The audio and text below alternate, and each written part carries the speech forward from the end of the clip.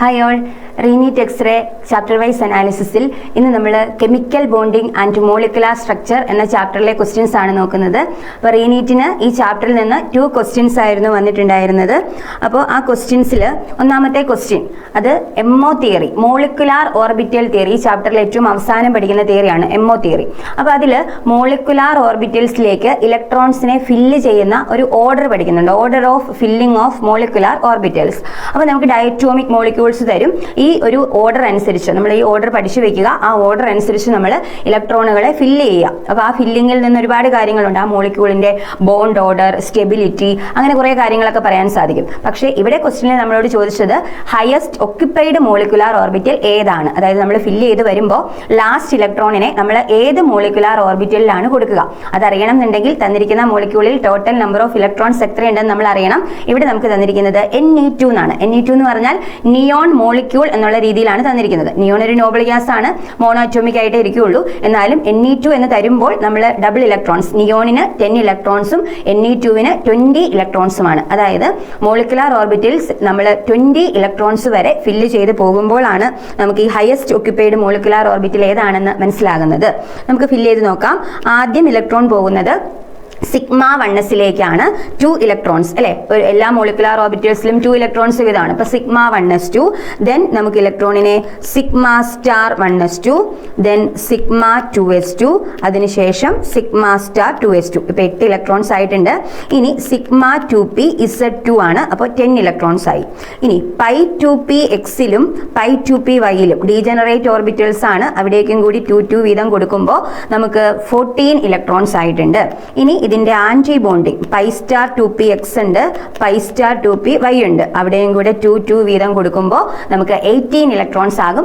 ഇനിയാണ് നമ്മുടെ ലാസ്റ്റത്തെ ഇലക്ട്രോൺ 19 ആൻഡ് 20 അല്ലെ, അവർ നിൽക്കുന്നത് സിഗ്മ സ്റ്റാർ 2pയിലാണ്. That is sigma star 2p ഇസഡിലാണ് ലാസ്റ്റത്തെ ഇലക്ട്രോൺസ് വരുന്നത്. അപ്പോൾ ഹയസ്റ്റ് ഒക്യുപ്പൈഡ് മോളിക്കുലാർ ഓർബിറ്റൽ ഏതാണ്?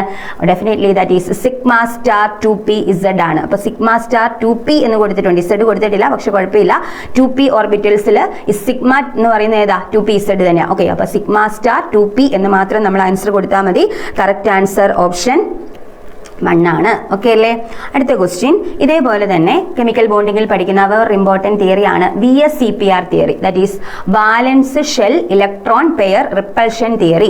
മോളിക്യൂൾസിന്റെ ഷേപ്പ് പറയാനാണ് ശരിക്കും ഈ തിയറിയുടെ ഒരു പർപ്പസ് തന്നെ അതാണ്. ഡിഫറെൻറ്റ് മോളിക്യൂൾസ് നമുക്ക് തരുമ്പോൾ കറക്റ്റ് ഷേപ്പ് അല്ലേ. അപ്പോൾ ഒരു 4 മോളിക്യൂൾസ് തന്നിട്ട് അവരുടെ ഷേപ്പുകൾ മാച്ച് ചെയ്യാൻ പറഞ്ഞാണ് ഈ ക്വസ്റ്റ്യൻ വന്നേക്കുന്നത്.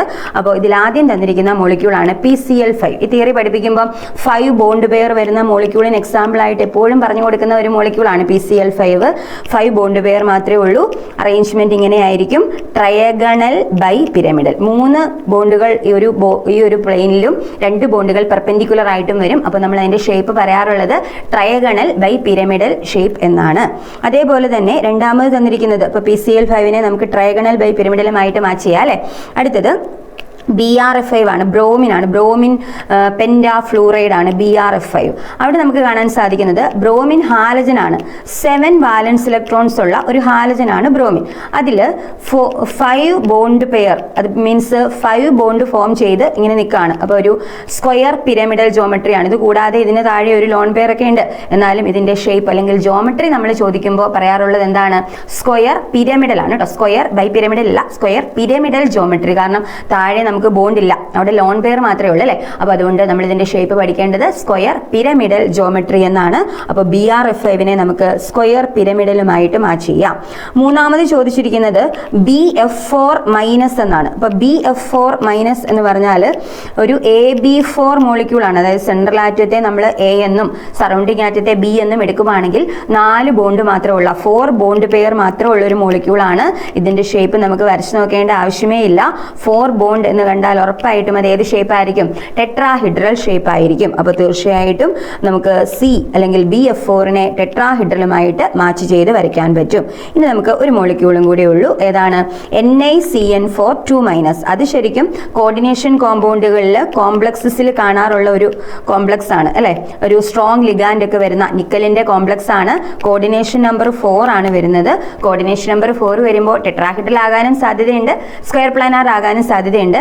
എന്നാൽ ഇവിടെ ലിഗാൻഡ് സ്ട്രോങ് ആയതുകൊണ്ട് പെയറിംഗ് നടക്കും. അതുകൊണ്ട് ഇത് സ്ക്വയർ പ്ലാനാർ ജോമെട്രിയിലായിരിക്കും ഇരിക്കാറുള്ളത്.